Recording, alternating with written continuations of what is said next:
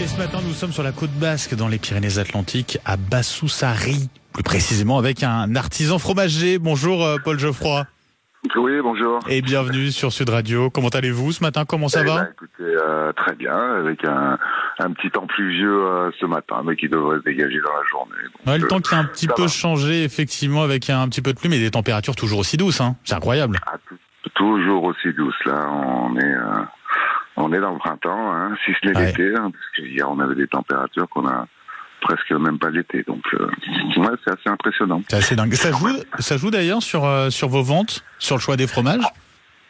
Si vous voulez, on a eu une petite une période un peu courte sur les raclettes cette année, au moins chez nous, mais bon, c'est pas la spécialité chez nous. Ils se rattraperont en Savoie, il y a un peu de neige, il y a un peu de froid. Ouais, c'est un peu moins le cas dans les Pyrénées, malheureusement pour les stations en ce moment. Malheureusement pour les stations, cette année, c'est un peu dur pour eux. Enfin, ils se rattraperont sur autre chose, je leur fais confiance. Paul, vous le disiez, c'est pas la spécialité, le fromage à raclette dans les Pyrénées.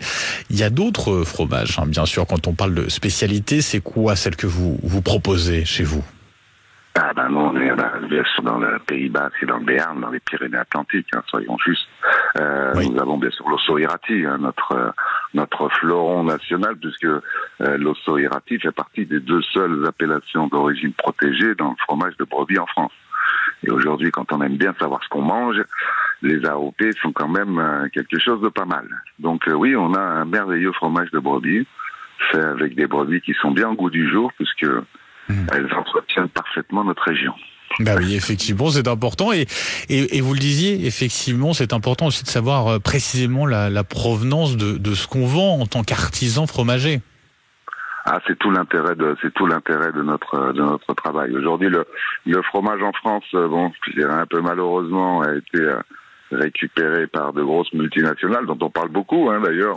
Avec les conséquences on a un certain nombre de scandales, notamment récemment sur le Morbier avec la bactérie Escherichia coli. C'est ça, Escherichia coli, quelque chose qui était déjà arrivé d'ailleurs sur le reblochon il n'y a pas si longtemps que ça. Après, moi je suis un peu rassuré parce que moi je travaille beaucoup avec des producteurs fermiers. Ce qui fait qu'on n'a pas... Qui ont toute une réglementation, c'est très strict à respecter. Très strict. Alors les AOP, c'est surtout très intéressant parce qu'en fait, c'est des tout petits territoires. Donc les organismes de contrôle ont beaucoup plus de facilité à veiller à ce que les règles soient respectées que dans des dénominations en plus comme le bio, où finalement, comme on achète peu partout pour faire un produit fini, c'est quand même un peu différent.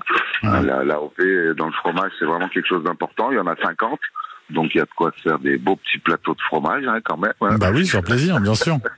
Exactement. Et puis après, à côté des AOP, il y a toujours des petits producteurs fermiers qui sont des choses originales, et c'est ce qu'on va chercher en tant qu'inspecteur, en tant qu'artisan fromager. Oui, parce que le terme d'artisan, il est très important, effectivement. Paul, on m'a dit que vous avez commencé avec un master en transport logistique. Qu'est-ce qui vous a finalement fait changer de voie?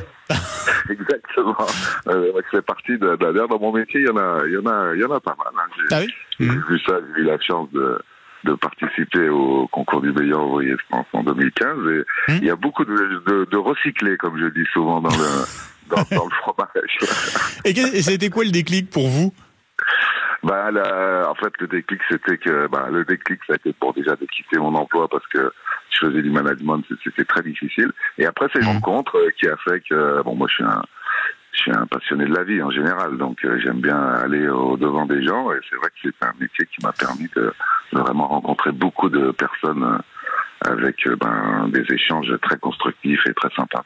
Oui, parce qu'on connaît finalement les éleveurs d'un côté, et puis de l'autre, aller à la rencontre des gens, c'est aller sur les marchés aussi, Paul. Exactement, tout à fait. Et c'est là aussi où on rencontre beaucoup. Puis nous, comme on est dans une zone touristique, on a la chance vraiment de rencontrer des gens de tout horizon et de toutes origines aussi, car le Pays Basque attire beaucoup de monde. Et c'est vrai que les vacanciers sont là d'ailleurs en ce moment? Malgré les grèves. grèves. Ils sont quand même montés à la montagne pour faire un tour, puis bon, là, ils vont redescendre. Et ils vont passer par chez vous. Voilà, c'est ça. Quel marché vous faites, Paul, pour qu'on puisse vous retrouver?